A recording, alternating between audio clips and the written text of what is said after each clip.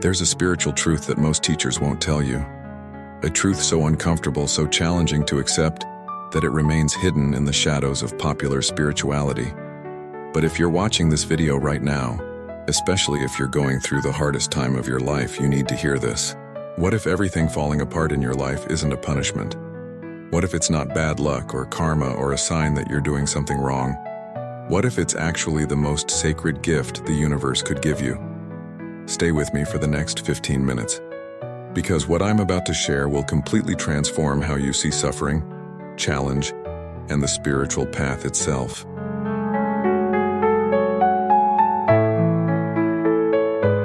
Let me start with a story. In ancient times, there was a master craftsman who created the most beautiful swords in all the land. People would travel from distant kingdoms to acquire his blades, not just for their sharpness, but for their beauty and the almost mystical quality they possessed. One day, a young apprentice asked the master, "How do you create such perfect swords? What is your secret?"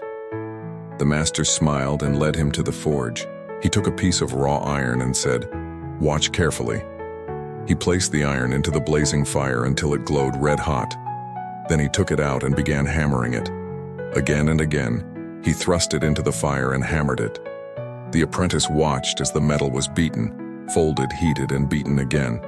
The process was violent, intense, relentless. Finally, the apprentice asked, "Master, why must you beat the metal so harshly? Why the fire? Why the repeated hammering?" The master replied, "Because iron does not become steel through gentleness. The impurities must be burned away. The structure must be completely reorganized at the molecular level. What looks like destruction is actually creation. I'm not destroying the metal. I'm revealing what it was always meant to become. Without the fire and the hammer, it remains ordinary iron. But through this process, it becomes a blade that can last for generations." The apprentice understood. So the metal must suffer to become strong? "No," said the master. "The metal must be transformed. And transformation always looks like destruction from the inside." This is the secret of spiritual awakening that nobody wants to talk about. This is what's really happening when your life falls apart. In every major spiritual tradition, there's a concept of sacred initiation. In Christianity, it's the dark night of the soul. In Buddhism, it's the dissolution before enlightenment. In Hinduism, it's the destruction that Shiva brings before renewal. Indigenous cultures had vision quests where the initiate had to face death to be reborn. The language is different, but the truth is the same. Real spiritual awakening requires death. Not physical death, but the death of who you thought you were. The death of your false identity. The death of the ego structure you built to survive in this world. And here's what nobody tells you. This death is not metaphorical. It feels absolutely real. When it's happening to you, it feels like you're actually dying. Your nervous system responds as if you're in mortal danger. Your mind frantically tries to hold on to anything familiar. You feel like you're losing your grip on reality itself, because you are. The old reality, the old you, the old understanding of who you are and how the world works, all of that is dying, and it has to die, because you cannot become who you're meant to be while still clinging to who you were. Think about the caterpillar again. We've all heard this metaphor, but let's really understand what happens. When the caterpillar enters the cocoon, it doesn't just grow wings. Scientists have discovered something extraordinary. The caterpillar completely dissolves. It releases enzymes that digest its own body. It literally turns into biological soup. Inside that cocoon, if the caterpillar had consciousness, it would think it was dying. It would think this was the end. Everything it knew about being a caterpillar, gone. Its legs, its way of moving, its entire physical form, dissolving into liquid. But hidden within that liquid are things called imaginal cells.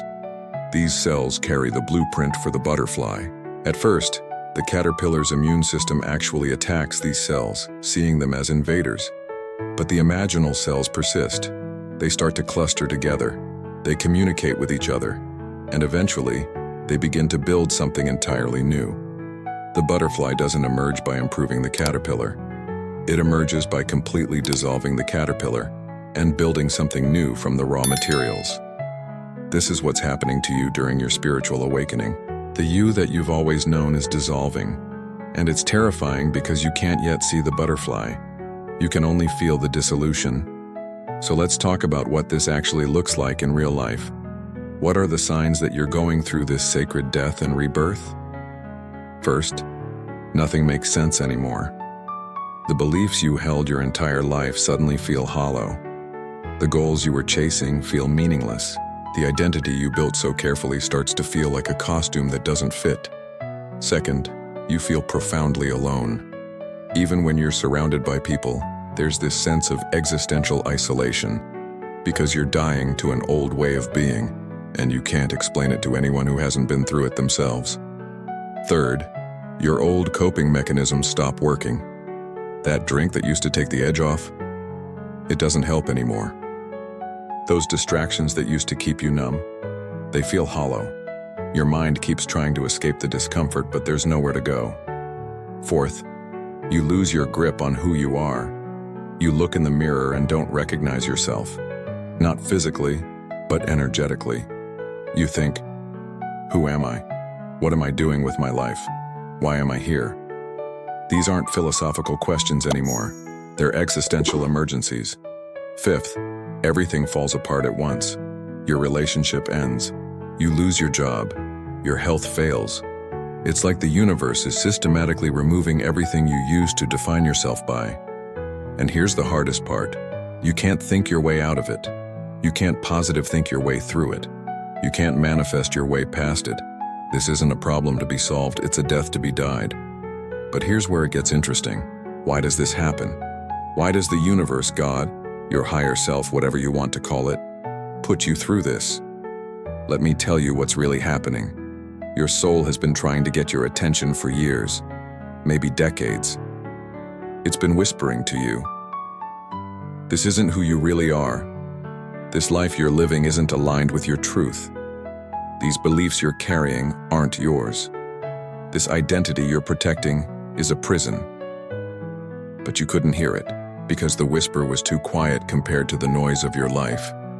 The demands of society, the expectations of others, the need to survive, the fear of being rejected, all of that was louder than your soul's voice. So your soul had to get louder. It started with gentle nudges, a feeling of dissatisfaction, a sense that something was missing, moments of, is this all there is? But you ignored those too. You pushed them down. You stayed busy. You distracted yourself. You told yourself you were fine. So your soul had to turn up the volume even more. Now it's not a whisper, it's not a nudge. It's an earthquake. Everything has to fall apart because nothing else would get your attention. Nothing else would make you stop, look inward, and finally ask the real questions.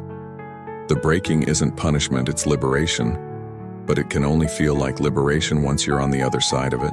Here's what the mystics understood that modern spirituality has forgotten. You cannot add the new wine of awakening into the old wineskin of your false identity. You cannot download an upgraded version of yourself while the old programming is still running. You cannot become who you're meant to be while still clinging to who you were. The old structure has to collapse completely. That's not tragedy. That's mercy. Because here's the truth. That person you're mourning, that identity that's dying, that life that's falling apart, it was never real to begin with. It was a character you created to survive. It was a mask you wore to be accepted. It was a story you told yourself to make sense of a confusing world. But it wasn't you. It was never you. Your true self, your soul, your essence, whatever you want to call it, has always been there underneath. Whole, complete, perfect, but it was buried under layers of conditioning, trauma, false beliefs, and survival strategies. The breaking is the removal of those layers.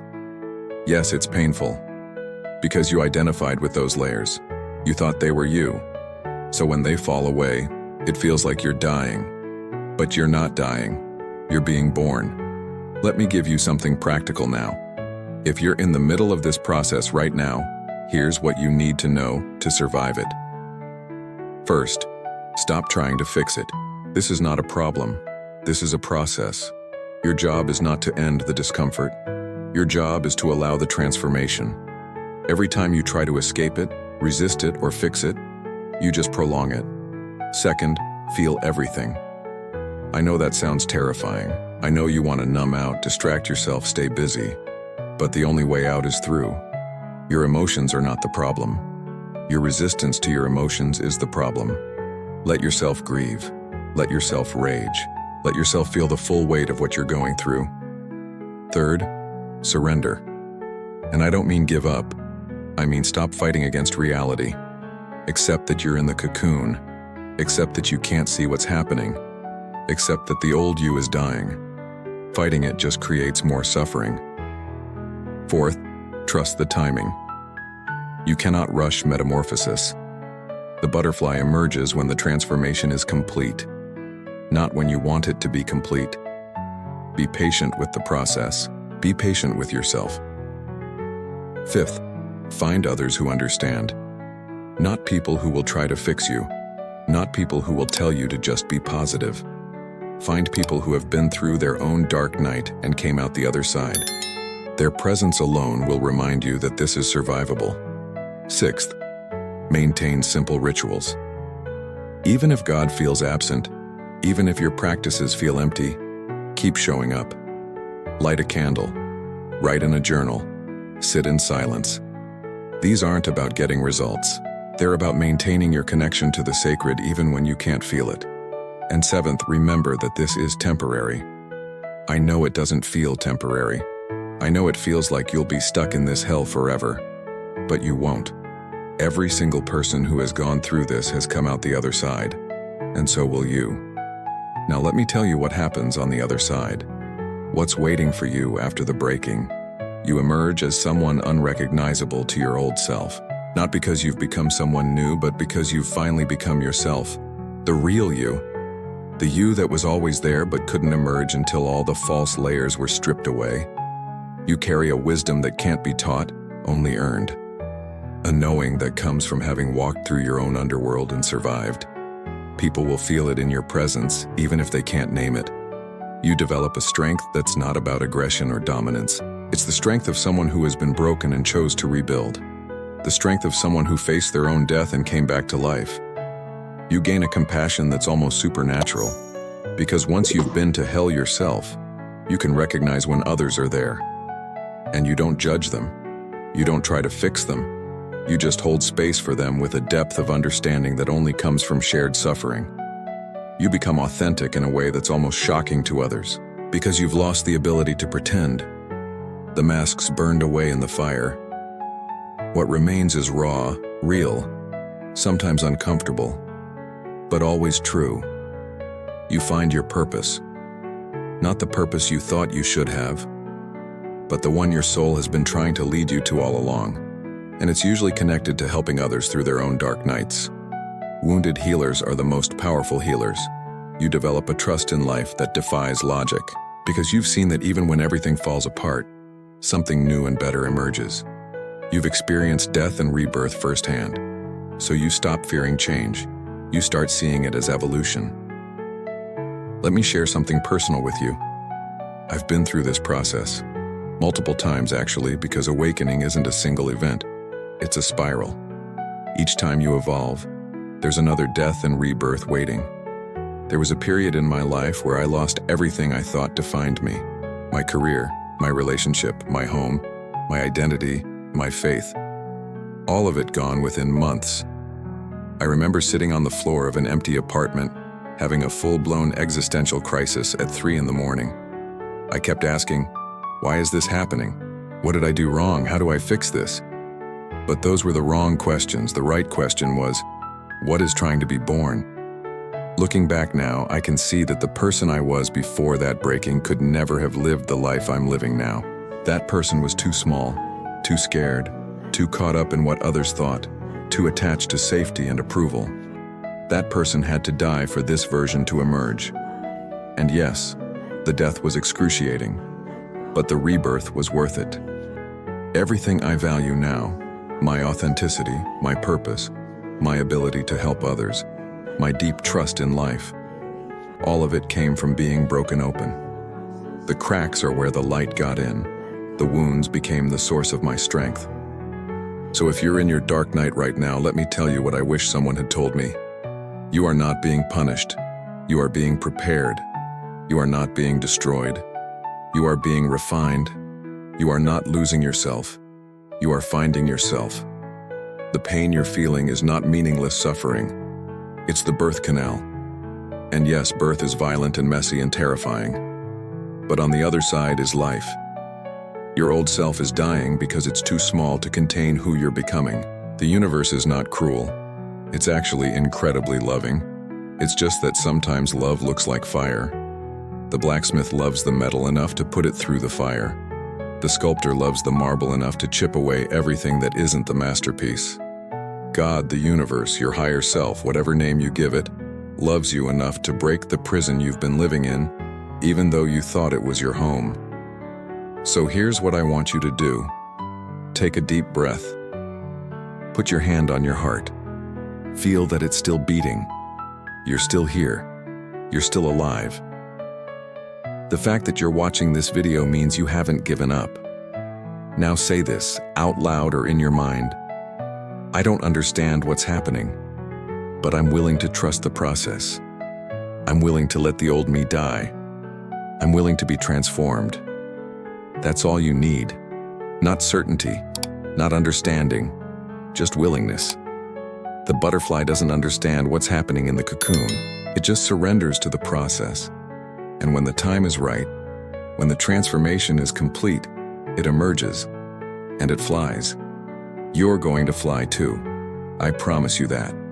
The darkness you're in right now is temporary. The dawn is coming. And when the sun finally rises on the new version of you, you'll look back and understand why you had to go through all of this. You'll see that every loss was making room for something better. Every ending was actually a beginning. Every death was a birth. You're not being broken. You're being forged. Trust the fire. Trust the hammer. Trust the process. Because on the other side of this darkness, there's a version of you that's so authentic, so powerful, so aligned with your truth, that your old self wouldn't even recognize them. And that version is worth every moment of this pain. Hold on. Keep breathing. Keep walking through the darkness. The dawn is closer than you think. If this message found you at the exact moment you needed it, that's not a coincidence. Share it with someone else who's going through their own dark night. Leave a comment and let me know what resonated with you. Your words might be exactly what someone else needs to hear. Subscribe to this channel for more content on real spiritual transformation, not the Instagram version, not the toxic positivity version, the real, raw, beautiful, messy truth about what it means to wake up. You're not alone in this journey. Millions of souls are going through their own dark nights right now. We're all being forged together, and on the other side, we'll recognize each other by the light in our eyes, the light that only comes from having walked through fire. Thank you for being here. Thank you for your courage. Thank you for not giving up. The world needs the version of you that's being born right now. Keep going. The dawn is coming.